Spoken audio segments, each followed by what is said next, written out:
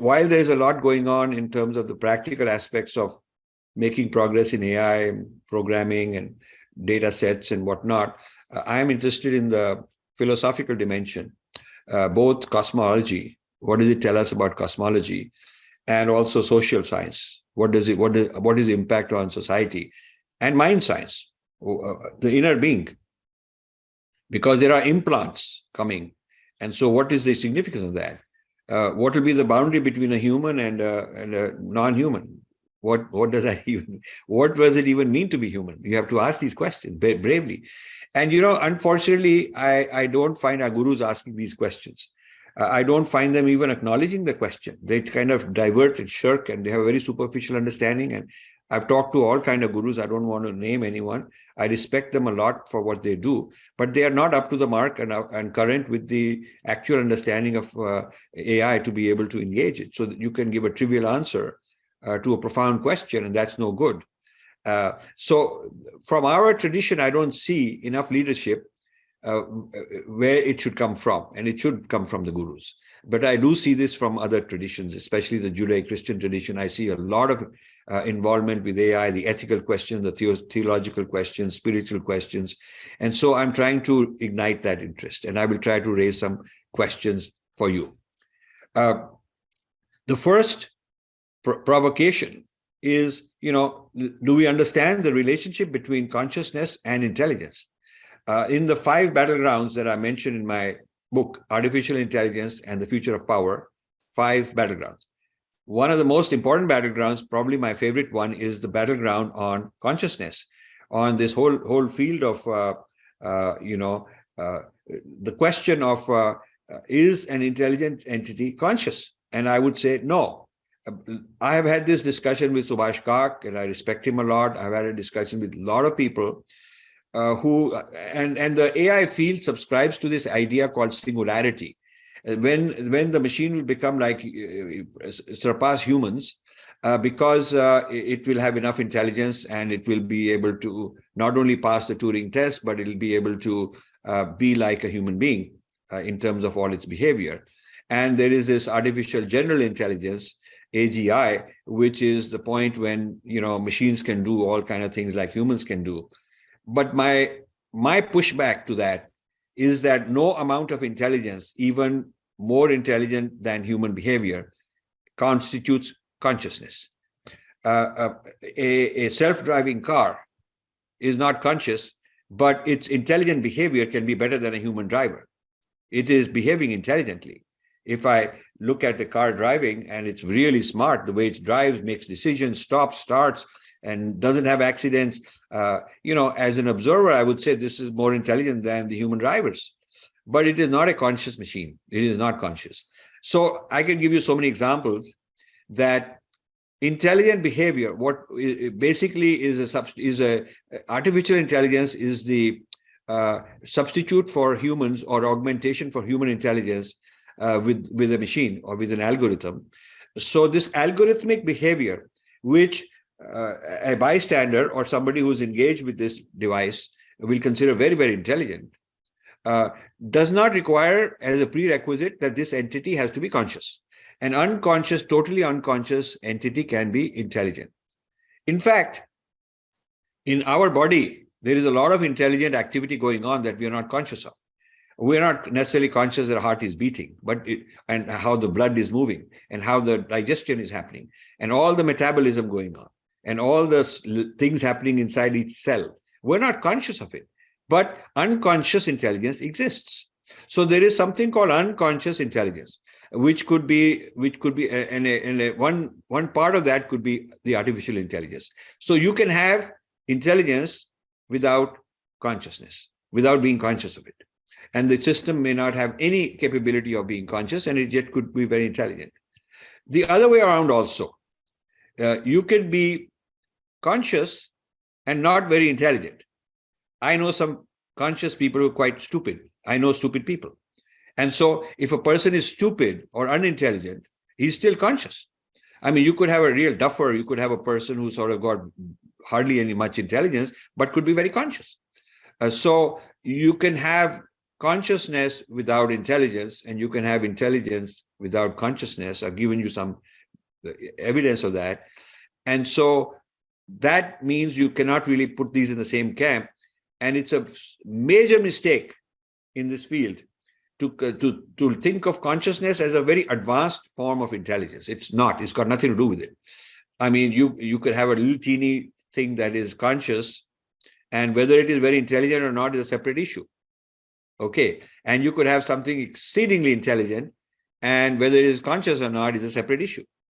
So I wanted to, first of all, differentiate these two in my way of thinking. And then I want to talk about on a micro level and a macro level. On a micro level, with implants able to measure our emotion. Am I angry? Am I likely to get violent? What is the neural pattern that corresponds to somebody about to have a big problem, heart attack, or whether it is monitoring my biochemistry, whether it is monitoring some strange mental behavior. The recognition of patterns of neurons, even though the machines don't understand the pattern of neuron, is too complex, but the machines are able to, with AI, correlate a particular pattern with a particular likely outcome, probability wise, that when this pattern happens, Rajiv is likely to get into this kind of a problem, or so this ability to do that means that there is some value in implants, and this is going to be a very, very massive industry. I'm not talking about futuristic. It is coming this decade, in the next few years. Implants that serve the purpose of able to evaluate, predict. And then the question is, okay, once you've predicted that this guy is going to get violent, or he's going to about to, have a cardiac problem or something, then the question is, do you intervene? How do you intervene? Do you bring an ambulance? Do you bring the police? Or is there also intervention possible? So there are two parts to it. One is the detection and pattern recognition through AI, and the other is intervention. They are two separate fields, related, of course. So this business of implants means that raises another issue. Now you have augmented my conscious behavior. Augmented.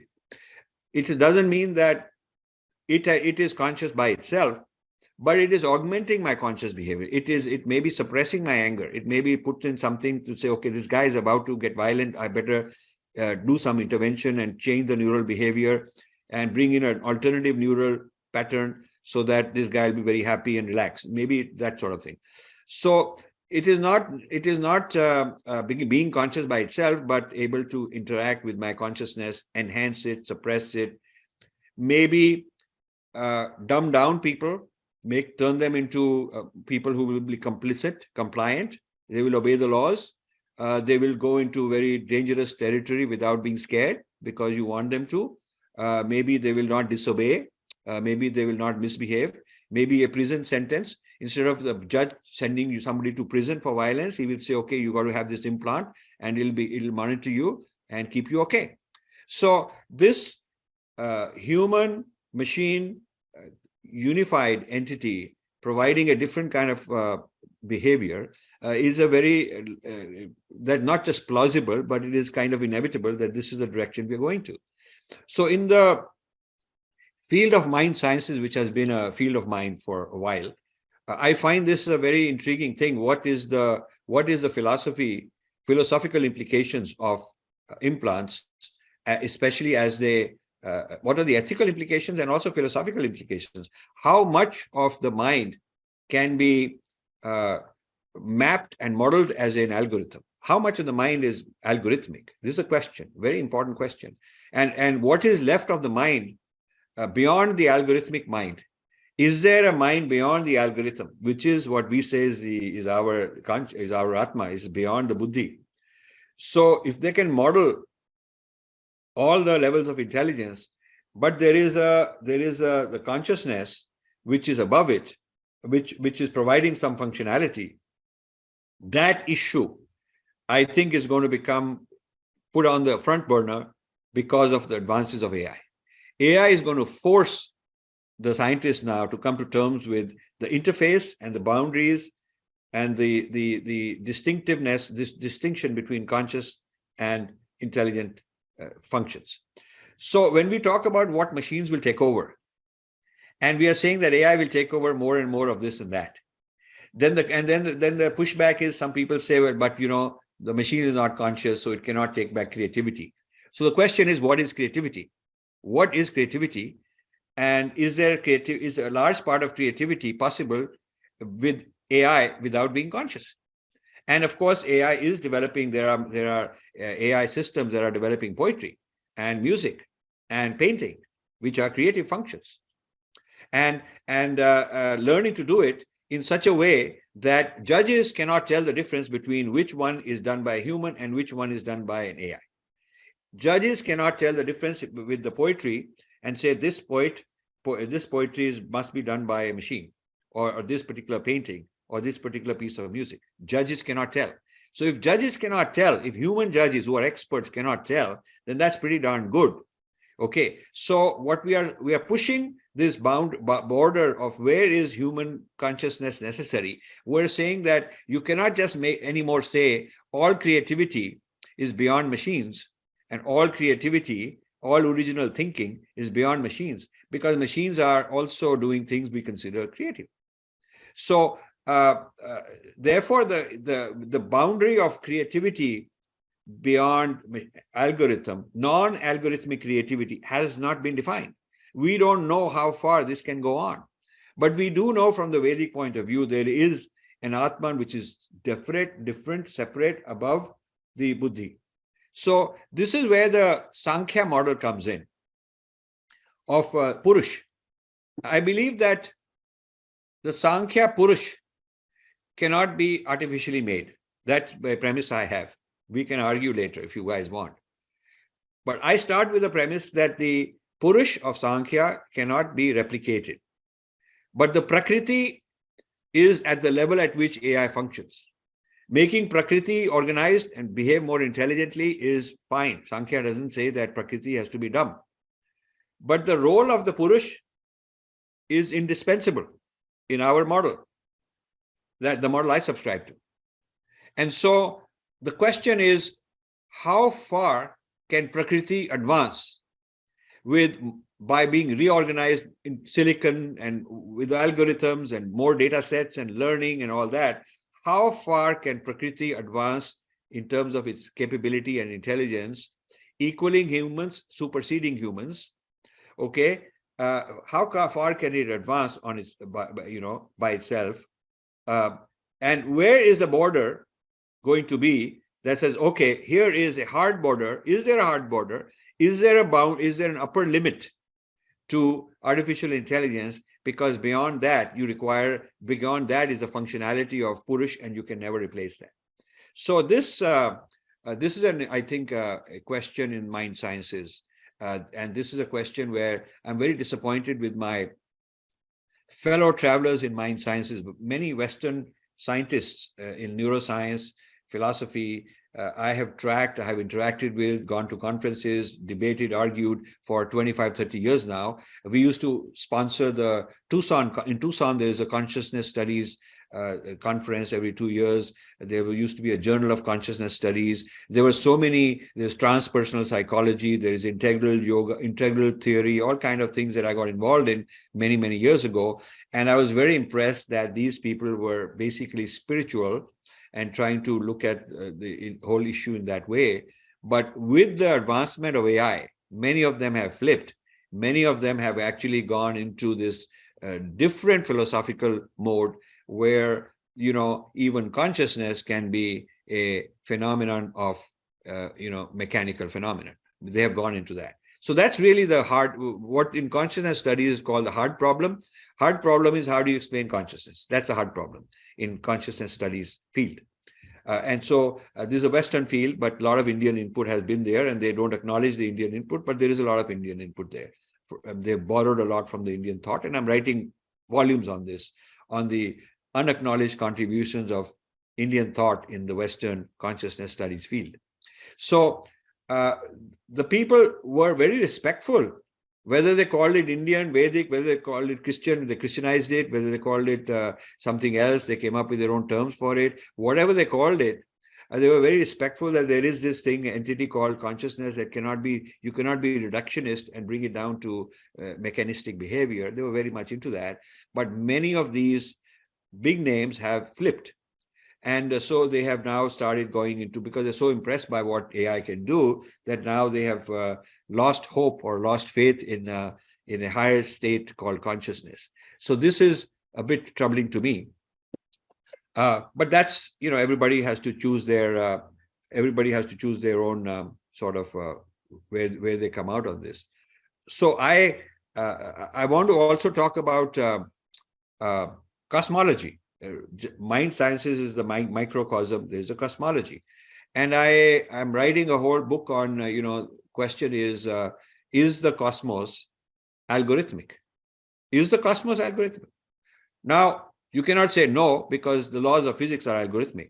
How electron behaves is, you can write an algorithm that will tell you how this tree will grow when you put if you know all the conditions, environmental conditions, biologists can tell you what will happen. It can predict. The ability of science to build a model and predict is because a large part of nature, if not all of it, a large part of nature is algorithmic, and therefore it lends itself to this kind of thinking.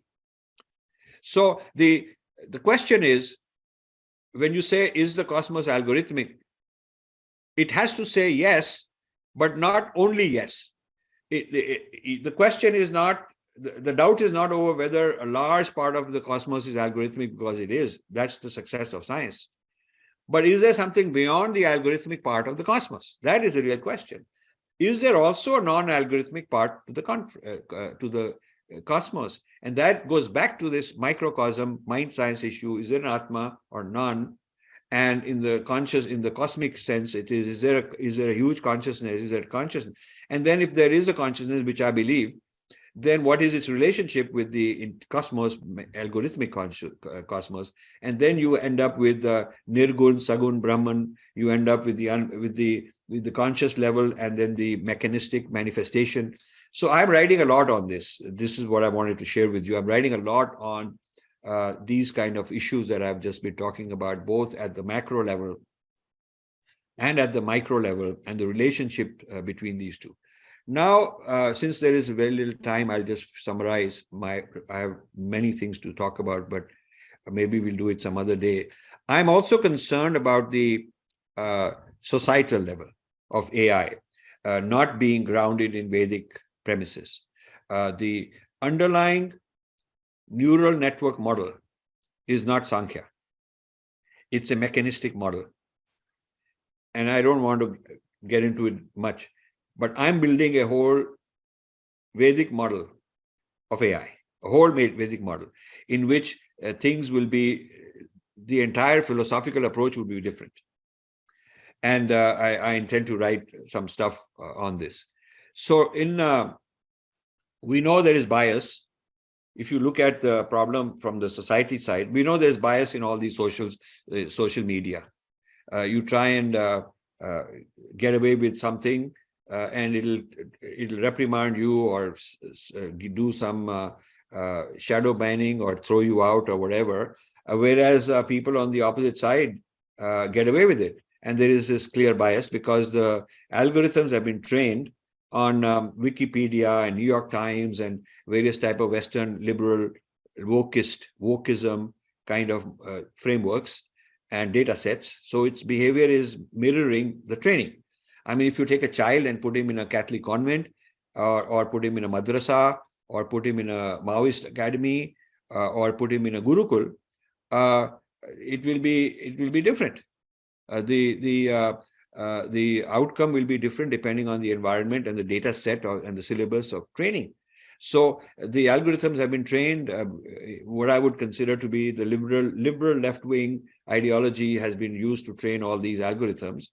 Okay, and now like there is ChatGPT from the Western side, there is also Falcon as an example. It comes out of Qatar government. They funded Al Jazeera as a media, very sophisticated, And now they've developed something called Falcon, which is an AI, like a chat GPT competitor, doing extremely well. And it's going to be trained on Arabic sources, Arabic data sets, Islamic data sets. So I've gone to so many gurus and said, why don't we have a Vedic AI?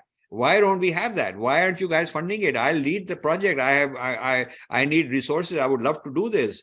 And they don't even know what the problem is. They don't even know what I'm bothered about. They think, oh, now they're philosophizing and trivializing the problem. But this is a serious problem that in the future narrative debates that people like us have been fighting for decades, the future debate of narratives is going to be highly influenced by AI models, because the power of the AI to take over conversations, shape policies, put in fake stuff, control social media, that power is so huge and getting more and more so. And human beings are not the ones who are going to be gatekeepers deciding, should we let in this guy's view or that guy's view, and whom do we reprimand and whom do we shut down, and what is truth and what is not truth is going to be decided by algorithms. And these algorithms are, trained. And so who is training them makes a big difference. So this is a field of AI bias. Now, if you look into large language models are not Sanskrit friendly. And this is something I want to ask Girish Jha what he thinks of it. We need to do Sanskrit tokenization. That is the AI term, tokenization, which means the smallest building blocks in the AI. Okay, what are the smallest building blocks in the AI? And there we need to put in Sanskrit rules that if you have this particular sound and this particular sound and you combine them, how do they make a new sound? And if you have a sound, how do you break it into two separate sounds? And when is it that when you put two sounds together, they don't merge? And when do they merge? All the rules of Panini, when you look at it, a kind of tokenization based on that would be very different from the large language models we have. So not only is there a problem of biased data sets being used to train, but underneath the thing, the basic level building blocks of the AI are from systems of thinking, which are not our system of thinking. Let me just say it this way. And I wrote a book called Sanskrit Non-Translatables, which is out there. You can read it. It's done very well, where I'm arguing why there are certain words and sounds and syllables of Sanskrit that do not have an English meaning, and it's a mistake to translate them. It's a mistake because the moment you translate them, you've lost what is unique about your tradition. The preservation of our, Sankhya and other philosophies is dependent on the non-translatable Sanskrit words which are used. I mean, if you translate Purush as something in the Western cosmology and Prakriti and whatnot, it's a mistake. You cannot translate Buddhi. You cannot translate these things. You cannot translate Pran as breath. It is not. Because breath, even a machine can be breathing, heart lung machine can be breathing, but it is not doing pranayam. So you see, we have become colonized and digested in such a deep way that we're not even taking it seriously. And this is the final battle. If we lose this battle, which currently we are losing, there is really nothing left of our civilization. There's nothing left of the Vedic civilization, because the whole thing, from the Sanskrit to the thoughts to everything, is being mapped onto Western substitutes, and then we can be put in a museum. Because we're no longer relevant, we're no longer needed. Everything that was useful has been taken and mapped onto something Western. And so the original is just meant for a few people like you guys who can study for fun, and maybe you can study it out of intellectual curiosity, but there is no practical use anymore. That is where we are headed, unless we can do the kind of things, the kind of investigation and the kind of things I've just talked about. So I want to stop here, and because this is a very big subject, and I do want to come out with some books on this subject, and then we can have more fun. But meanwhile, I just want to thank you for inviting me. And if there are any questions, I'll be happy to take them. Thank you so much. Thank you. Thank you, Rajiv, for a wonderful talk. And you have a lot of experience, actually, the core AI, and now also talking about AI and the challenges that AI brings. And talking about Sanskrit and the tokenization issue, Sanskrit happens to be the most complicated language in terms of tokenization, because you rightly pointed out, it's a challenge. because a single word can run into several pages. The biggest word, perhaps in human history, would be a word in Kadambari, which runs into 37 pages. So classifying would be a challenge. And also the corpora that Sanskrit would provide you on internet is not from the same period. Most of the classical texts from different periods. The current Sanskrit would be of a different kind, and the classical Sanskrit would be a different kind. Vedic would be a different kind. So creating a large language model from a single Sanskrit is a challenge too. So you have to have a significant number of sentences from each kind of Sanskrit. I was creating a predictive keyboard for Sanskrit for SwiftKey as part of a consultancy. I was trying to crawl corpora and maybe then predict words, the next word you're going to type. And I found some contemporary Sanskrit data for approximately 100,000 word corpora. And I was creating a frequency list of words, and I found about 23,000 unique words in 100,000 word corpora. Because of the innumerable inflections that a noun can undergo in Sanskrit and verbs can undergo in Sanskrit. And approximately there are 102 billion possibilities of tokens in Sanskrit. The independent tokens. And if you combine them into, a collocation, samasa, etc., there'll be, I don't know how many would be there. And mind you, there are 2,000 verb roots in Sanskrit. In Pani Dhatupat, only 500 are actually currently used, were used for Sanskrit. So approximately 1,500 were used for other languages, for contemporary, maybe some of the concurrents. So thank you, Rajiv, for a very, I would say, incisive talk and defining many of the things and bringing Sanskrit closer to Veda. And you are proposing a Vedic model of AI, and then Atman and Buddhi, Atman above Buddhi, and Prakriti being closer to AI, and the future of the immediate future of talking about AI implants and predicting some of the human behavior. All of that are very fascinating and very interesting. With permission from the chair, can we now open the talk to some of the so can I with permission, can I give a little comment on what Girish said? He made a lot of sense. He made some very important points. Can I just make a quick comment? Sure. So I think, and this is a topic we can get into offline sometime if you're interested. But my feeling is that quantum computing will open the possibility of Sanskrit tokenization, because otherwise, as you pointed out, there's 102 billion combinations here, there, and whatnot. I mean, even though AI is so massive and the computing part is so huge, and they're talking about trillions of terms and whatnot that these guys have put in there, and so massive data sets. But still, that is all based on the English tokenization, which is tiny. And so you need a different scale. And my feeling is that some of these challenges we'll be able to meet with quantum computing. But I'll just leave it as a thought and as a comment, and would love to take more questions. Even word to vector is a possibility we can, some of us consider. Yeah. Thank you. We can take some quick questions. Pratibha has a question. Pratibha, if you want, you can put it in the chat box, or you can unmute yourself. Yes, actually, I have a question about to ask about from Dr. Malhotra. When the beginning of his talk, he talked about a person who was conscious. Let's see, he was intelligent, but not conscious, or was it? Yeah. I think that was it. So I wanted to know how he if we talk about how he sees the differentiation or something like that. So, okay, this is a very good question. If you read, I think it's chapter 5 of my book, either 4 or 5, but I think it's kind of 5. Go to the book, Artificial Intelligence and the Future of Power. It's also available on Kindle, and I can send you a copy if you give me an address. Sure. That whole chapter, if you write to me offline, I'll send you the thing. That whole chapter is on this very issue. But in a nutshell, basically, intelligent behavior is how others see it. You see, when we study linguistics, we have first person, second person, and third person, right? First person is when I'm saying something about myself, this first person. I have a sense of self. I have a sense of who I am. That's first person. Second person is like we're interacting right now on video or in person. I, you, we are having a conversation. And third person is I'm thinking and reflecting about concepts, about ideas, and so on. That's third person speech. Now, a machine does not have the first person. It does not have the sense of me, mine, self. That idea of selfhood is not there. But the machine can fake a conversation with somebody else, second person. It can behave second person so well that you don't know if it's a machine or a person.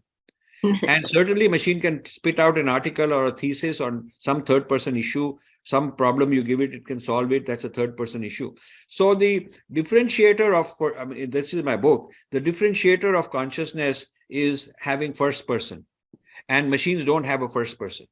So that is something you cannot put in a complicated silicon logic and algorithm and say, okay, now this machine has a first person. That won't happen. That's the position I'm taking. And so how do you define that first person? The first person is the ability, the self-consciousness, which the interesting thing is I cannot tell whether you are faking or whether you are really have first person, because when you talk to me, it's second person. So from your second person behavior, I cannot tell whether you really have a first person. If I ask you a question, how are you feeling? You can say, I'm sad. That doesn't mean that you really have this idea of sadness in you. Okay. You just making it up. So this is the problem of this is the problem of self-consciousness. Verifiability of self-consciousness is not there. So I cannot verify if Girish Jha is really a person or whether he's a robot. He cannot verify that about me, because that first person experience, by definition, only the person himself knows. Okay, so Pratibha, we want to move on to a few other people who have questions, and we have very little time. Yeah. Should I expect a question Ritu, if you want to go ahead with a very quick question. Who, me? Thank you. Thank you for your lecture, Professor.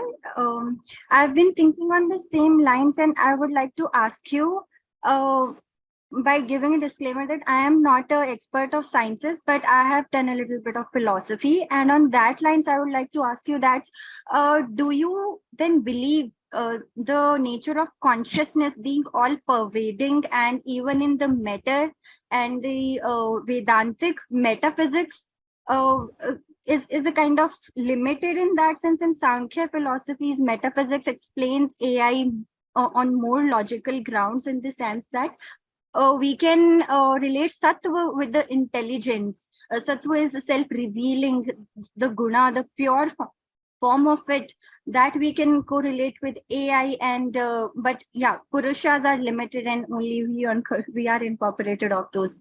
What do you think about this idea? Well, this is a very long discussion, but you know, the place I go to, the place I go to a lot for this whole distinction between consciousness, how the super consciousness, how the one supreme being manifests. The place to go to is the manifestation of the supreme being into matter. So that while the matter cannot be something different, but it is a particular form of consciousness where it is not self-aware. And then the evolution. So the Vivekananda calls it involution. So if you look up Vivekananda's collected works, involution, not evolution, but involution, involution of consciousness as matter, and then in matter. And then Sri Aurobindo takes up the word involution because he considered Vivekananda to be his guru, although in physical term, in person he never met, but he met in his mind, in his imagination, he had a darshan. So he, Sri Aurobindo took this idea, Vivekananda's opening idea of involution, into a very, very big field. And that is where you will get a lot of insights. Thank you. All right, Professor. Thank you for your answer. And Zairu, we have very little time, so if you have a very quick question. I'll definitely, sir. Thank you so much. My question is very much related with what Ritu has said, that consciousness, when we talk about how could you differentiate consciousness from matter? Like Sankhya school of thought aptly said that they are totally different things. They are totally different entities, matter and consciousness. And you also made a very important point that Prakriti is completely dumb. It doesn't have consciousness. So how would you explain the nature with growth and all that, and how computer sciences explain it? As we understand that consciousness has a degree, and everything is conscious in this universe, but degree matters. So how would you reflect on that? Thank you, sir. So this is the same thing I mentioned just about involution. The model I have started is the whole idea of involution, evolution, from Vivekananda to Sri Aurobindo and so forth. And I think AI is a way to extend that even further. So when you look at it that way, consciousness, there is one consciousness that makes a choice to downgrade itself into unconscious matter, space, time, causation, limit itself. It's self-limiting. It's like, it's not some evil force or outside. There's no duality. There's no outside entity that came and limited the consciousness and said, okay, now you in this electron form or as a cloud or as matter, you won't be conscious. It is its own self-limiting from its own choice. So this chosen limited form becoming matter, dead matter, not life. While it is consciousness only, but it has made that choice to be in this form. This is a view very powerfully explained both by Vivekananda and Sri Aurobindo. So I would say that if you were to go into that detail, I can send you a bunch of references also. I have a whole book out on this, coming into this whole area of a Vedic theory of evolution, involution, evolution, and the rise of intelligence and the limits of intelligence. And of course, if you start from the Vedic side and then take it all the way to AI, it makes a lot of sense. The problem is today people are doing the reverse. They're taking AI as the bench, as the foundation, and trying to make sense of consciousness and trying to figure out how to map a religion and all the spirituality into an AI model. I think it's wrong. This is just my take, that we have to start with a Vedic foundation. And you will find that there are amazing insights on how to understand AI. AI is a new phenomenon for sure. It is not this self-learning algorithm that keep learning on its own, keep figuring out and learning on its own, replicates living entities very well, because living entities also keep learning, a little from a child, human child, or an animal, or even a virus, keep learning from its behavior. A virus keep trying different things and experiments, and what works, then it becomes a mutation. So this thing about AI is a very big breakthrough in humankind to develop a system that is self-learning. And how you can have a continuum of one seamless philosophy. I think the Vedic foundation is absolutely amazing. And that is what the field that I'm working on now, and will be glad to interact more with anybody who contacts me.